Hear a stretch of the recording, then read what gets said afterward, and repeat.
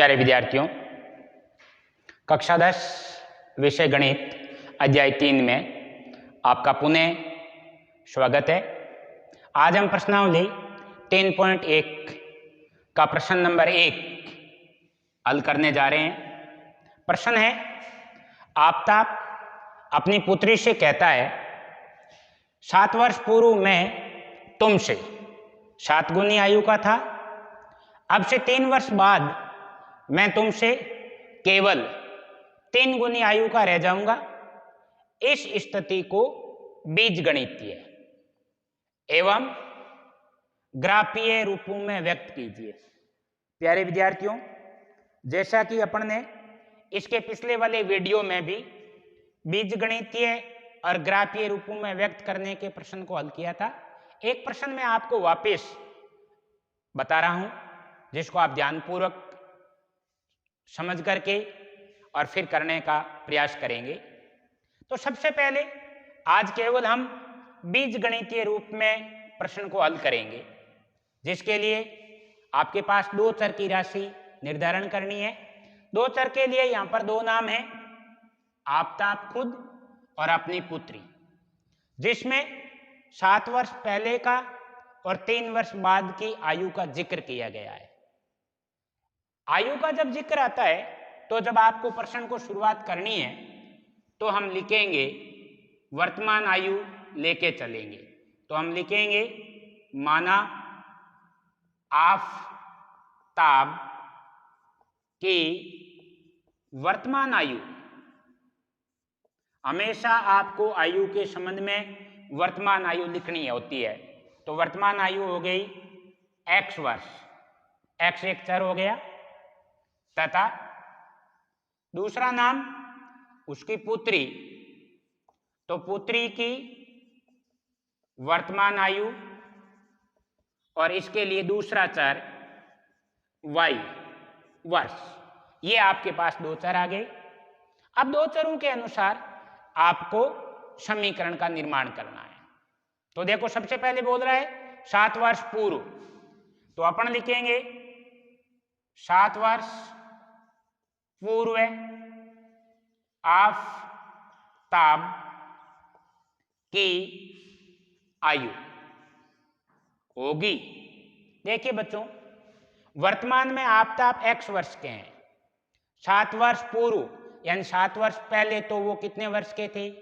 अपने से पूछा जाए, माना कि आज अपन,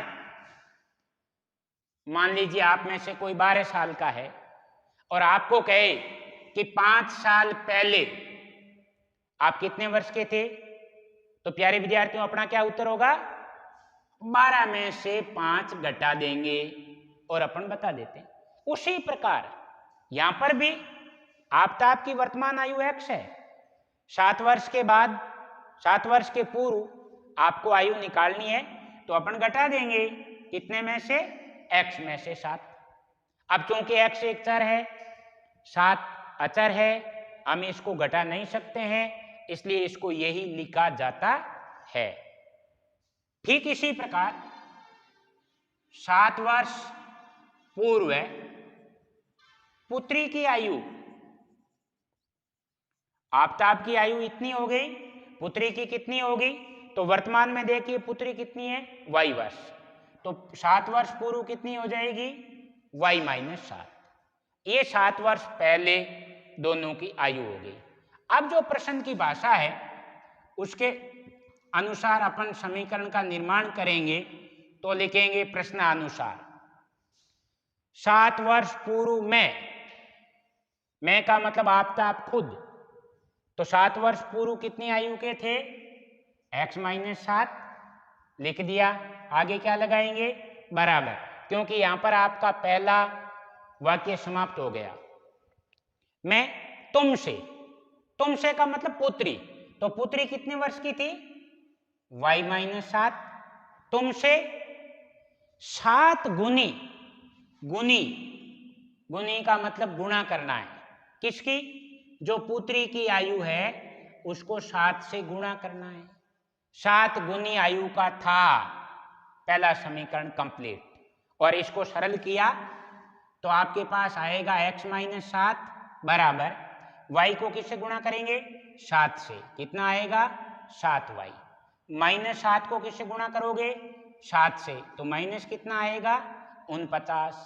समीकरण को सही रूप में लिखना, यानी x की जगह x लिखना, y का पक्षांतरण करते हुए दूसरी पक्ष में ले जाएंगे, चिन्ह चेंज हो जाता है, -7y क्या बच गया? -49, -7 इधर आ गया, +7। और इसको भी अपन ने सही करके लिखा x - 7y बराबर माइनस के 49 प्लस के 7। एक संख्या माइनस की है, एक संख्या प्लस की है, इसका मतलब घटाना है। और कितना घटाएंगे अपन इसमें से? जो आपको दिया हुआ है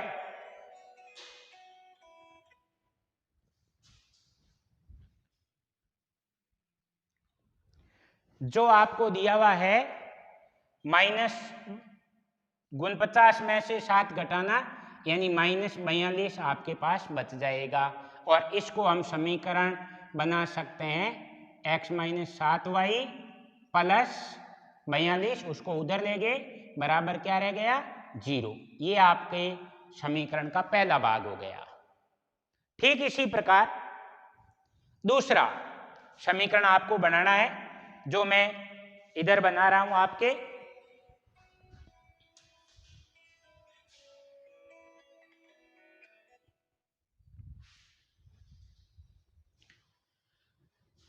अब आपको कह रहा है अब से 3 वर्ष बाद, तो अपन यहां पर लिखेंगे 3 वर्ष बाद आफताब की आयु, बाद में पहले वाले में माइनस करते हैं, बाद वाले में प्लस कर देंगे। तो x वर्तमान में है तो +3, यानी x + 3, और 3 वर्ष बाद पुत्री की आयु, और पुत्री की आयु हो जाएगी y + 3। अब आपको ठीक प्रश्न की भाषा के अनुसार, जिसको हम लिखते हैं प्रश्नानुसार, और समीकरण बनाते हैं। अब से 3 वर्ष बाद में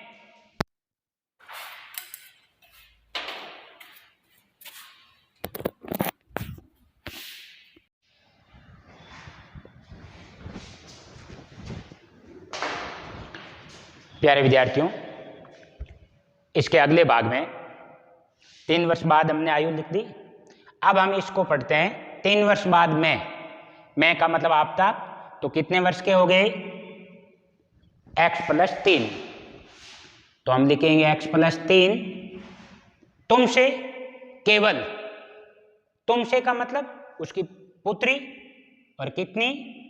y + 3, केवल 3 गुनी आयु, 3 गुनी, यानी इसको 3 से गुणा करेंगे, रह जाऊंगा, और इसको सरल करेंगे, x + 3 बराबर y को 3 से गुणा करेंगे 3y, प्लस 3 को 3 से गुणा करेंगे 9, और समीकरण में x 3y का पक्षांतरण किया, -3y बराबर 9, और 3 को इधर ले आए -3। तो आपके पास समीकरण बन के तैयार होगा x - 3y बराबर कितना आ गया? 6। ये आपका दूसरा समीकरण बन गया।